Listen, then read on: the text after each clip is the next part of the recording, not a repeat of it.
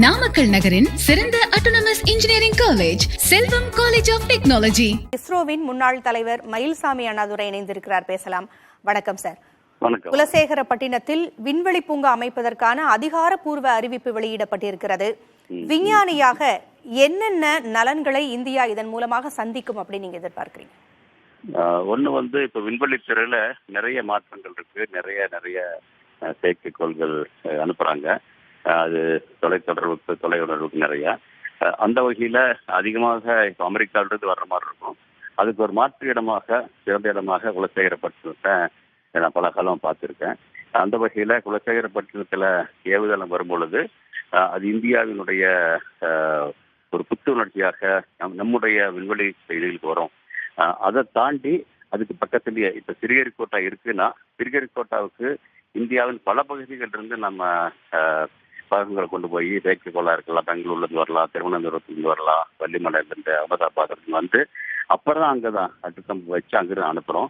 அதை தாண்டி குலசேகரப்பட்டினது பக்கத்திலேயே நம்முடைய ஏவுகணைக்கான எரிபொருள், அதை தாண்டி மற்ற விரிவாகங்களும் இங்கேயே செய்ய முடிகிற பொழுது, ஏன் செயற்கைக்கோள்களோட செய்யற முடியும் ஒரு இந்த பூங்கா உருவாகும் பொழுது எல்லாத்தையும் அங்கேயே உருவாக்க முடியும். அதனால இந்தியாவிலிருந்து பல இடத்திலிருந்து வந்து கொண்டு வந்து வர செலவு குறையும், நேரம் அதுவும் இல்லாம பல பாதிப்புகள் குறைக்க முடியும். அதனால அதிகமான செயற்கைக்கோள்களை அனுப்புவதற்கான ஒரு பொறுப்பை உருவாக்க முடியும். இதனால குறைந்த செலவிலும் குறைந்த நேரத்திலையும் சிக்கனமாகவும் சீக்கிரமாகவும் பாதுகாப்பாகவும் அனுப்புவதற்கான வசதியை புளாரிடாவுக்கு அடுத்தது உலகில் ஒரு மிகச்சிறந்த இடமாக குலசேகரப்பட்டினத்தை சுற்றி அந்த இடம் உருவாகும் நினைக்கிறேன். அதனால இந்தியாவிலிருந்து நிறைய செயற்கைக்கோள் அனுப்ப முடியும்.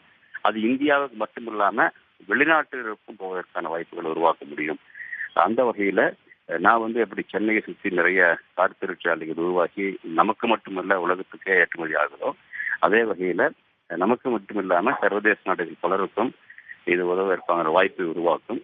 அப்போ வரும்பொழுது சிக்கனம், சீக்கிரம், சிறப்பாக போகுது அப்படிங்கிற 3 புள்ளிகளுடைய முக்கோணம் விண்வெளித்துறையில இந்தியாவுக்கு ஒரு முன்னோடியாக, உலகத்துக்கே ஒரு நல்ல விதமாக இந்த ஒரு உருவாகுவதற்கான வாய்ப்பை நான் பார்க்கிறேன். அநேகமாக 4-5 வருடங்கள் அந்த நிலை உருவாகும் நினைக்கிறேன்.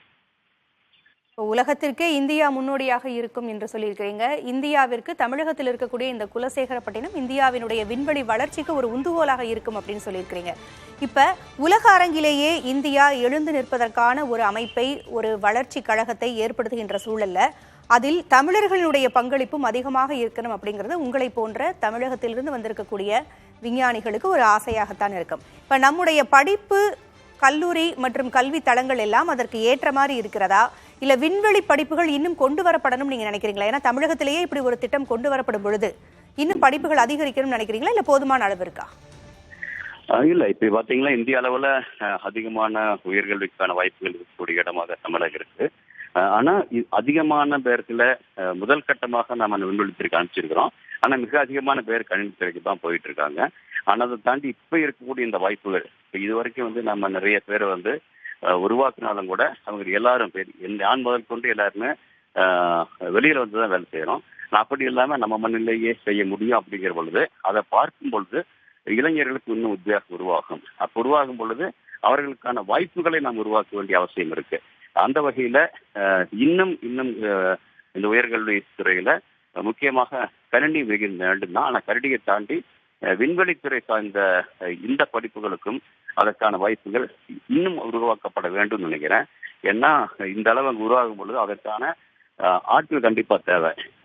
இப்போ நம்ம எல்லாம் ஜாயின் பண்ணோம்னா அவங்க ஓய்வு பெற்று வெளியே போறாங்க. அவங்கள அந்த இடத்துக்கு வர்றதை தாண்டி இப்ப இன்னும் அதிகமாக தேவைப்படுவாங்க. அதற்கு தேவையான பயிற்சி பெற்ற இளம் பொறியாளர்கள், அறிவியலாளர்கள் உருவாக்கப்பட வேண்டிய கட்டாயத்துல தமிழகம் கண்டிப்பா இருக்குன்னு நினைக்கிறேன். ஏன்னா தமிழக மண்டல இருந்து வரக்கூடிய வாய்ப்புகளை நம்ம கைவிட்டக்கூடாது. ஐரோப்பாவுக்கும் அமெரிக்காவுக்கும் போட்டதை தாண்டி நம்ம மண்டலையே உருவாக்கும் பொழுது அந்த வாய்ப்பை நாம் சரியாக பயன்படுத்திக் கொள்ளணும்னா அதை நம்ம இளைஞர்களுக்கான வாய்ப்புகளை இன்னும் உருவாக்க வேண்டும் அப்படின்னு பார்க்கிறேன். அது பள்ளிக்கூடங்கள் இருந்து ஆரம்பிக்கப்பட வேண்டும். ஏன்னா உலக அளவிலான செஸ் பிளேயர்கள் உருவாக்கக்கூடிய தமிழகம் உலக அளவிலான அறிவியலாளர் உருவாக்க முடியும். அது பள்ளிகளிலிருந்து ஆரம்பிக்க வேண்டும்.